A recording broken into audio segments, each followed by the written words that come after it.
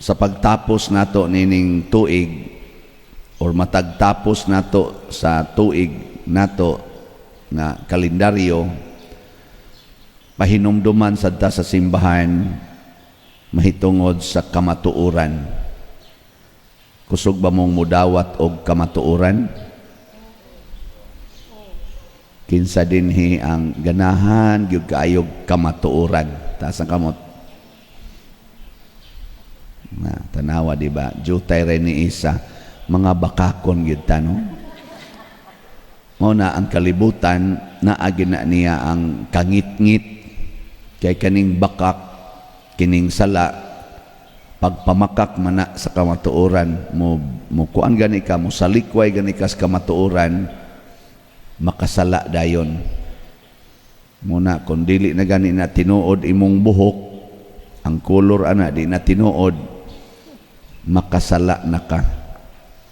Ginagmay ra kay na siya no. Usa ka dalaga mamabdos mura sad siyang asawa pero dili di ay siya asawa. Gitukhang ras uyab. Ang lalaki sad makig dulog sad sa babae, makig-sex sa usa ka babae, mura sa kunuhay siyag bana pero dili di ay. So muna sala na siya. Nya naasay bana din asad mudog sa asawa kay adto mudog sa silingan. Mura sa kunuhay siyag ulitaw, dili di ay. Kani ba mga pagpamakak man nilingi ay mong tupad. Ina bakakon ka. Na mamakaksab ka. Daghan kay nato. Mamalit og mga kaning appliances, kunuhay na asiyay kwarta, inutang di ay. Ano ba? Namakak ba? Magpahimog balay nga dako, aron ingnon ni arang-arang na iyang kahimtang, nag-abot na day ang utang daan og bag-o. Na maglisod, nagbayad. Di ba? So di ta mamakak. Ang kamatuoran mo'y atong puy-an. Kay ang kamatuoran mauman si Kristo. Nagdala siya sa kamatuoran, nagsaksi siya sa kamatuoran, ug iya sang gisangyaw ang kamatuoran. Muna kanang tao nga magpuyo sa kamatuoran, malinawon, malipayon, niya relax.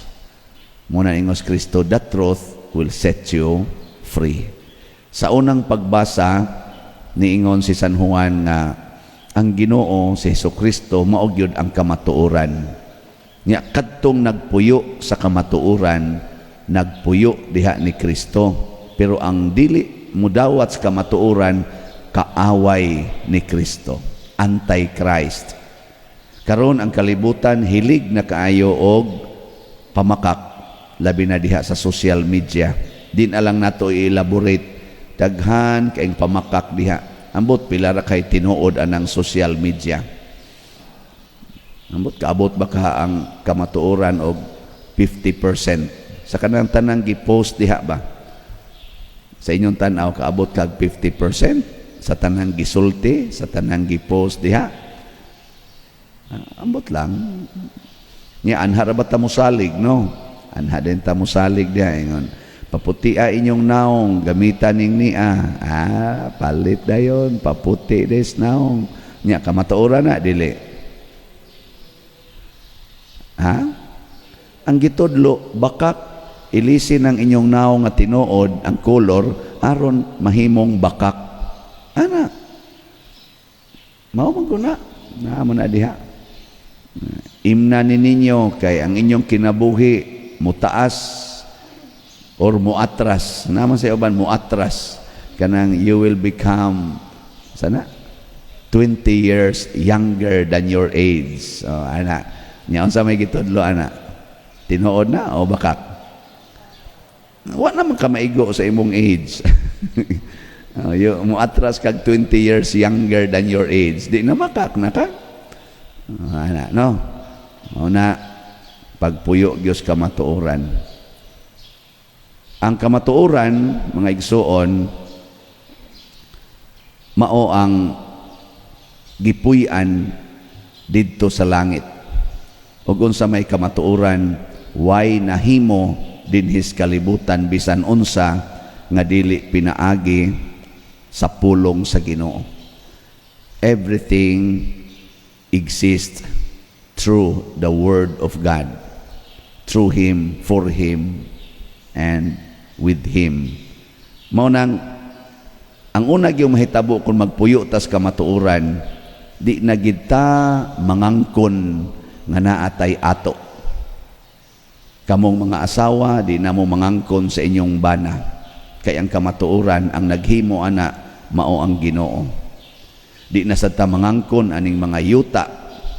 Di na ta mangangkon ba nga ako ning yuta, ako ning balay, kay ang kamatuoran kun wap ay Ginoo dili sad na mahitabo nga naay yuta.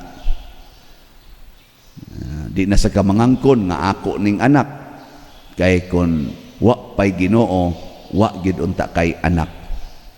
Ana. Sige, lingi ay mong tupad. Adi, ang kanang di mulingi bakakon. Lingi ba? Ing na pangutan siya ing na di ba ka mangangkon? Di ka mangangkon. Oh, kamong mga asawa, kamong mga bana, wa nay inang kunay Ginoo ang tag-iya. Kay wap ay Ginoo wa unta na. Nakaron og moangkon ta ning unang kamatuoran nga wa gyud tay ato iya tanan sa Ginoo, ang mahitabo magsigi tag pangayo sa Ginoo og guidance. Unsaon ako ni paggamit ang imong gipanghatag, purti maning daghana, naapay tubig, naapay hangin, naapay mga kahoy, mga mananap, mga isda, mga langgam, niapag mga tao, niapag akong naong, niapakoy talent, niapakoy treasure, unsaon manin ako paggamit. Mangutana unta ta sa Ginoo, labi na gyud pagkapari, pagkadaghan aning kolekta, niapay kolekta sa ikhak, niapay kolekta sa dopes, niapay kolekta sa misa di galyo, nya kada nako dupa Lord na may kwartang musod, unsaon manin ako paggamit. Ana unta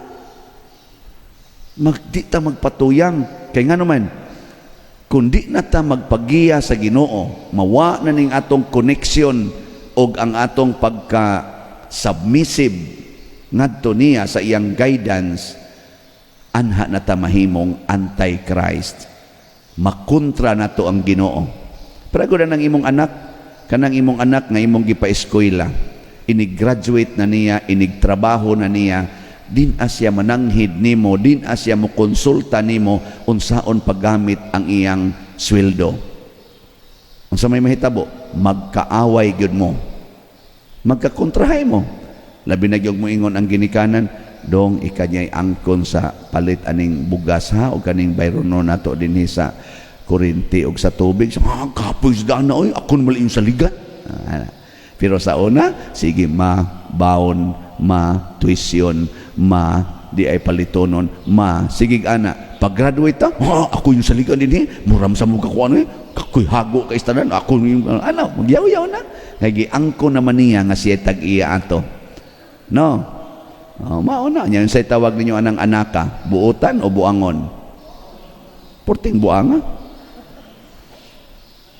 Unya pa yung mamugos pag yung ka, unya dong ang imong manghod, wap aman ni ka-eskwela, gastoy, bayrin na ha. Pautangon pa ka, interesan pa.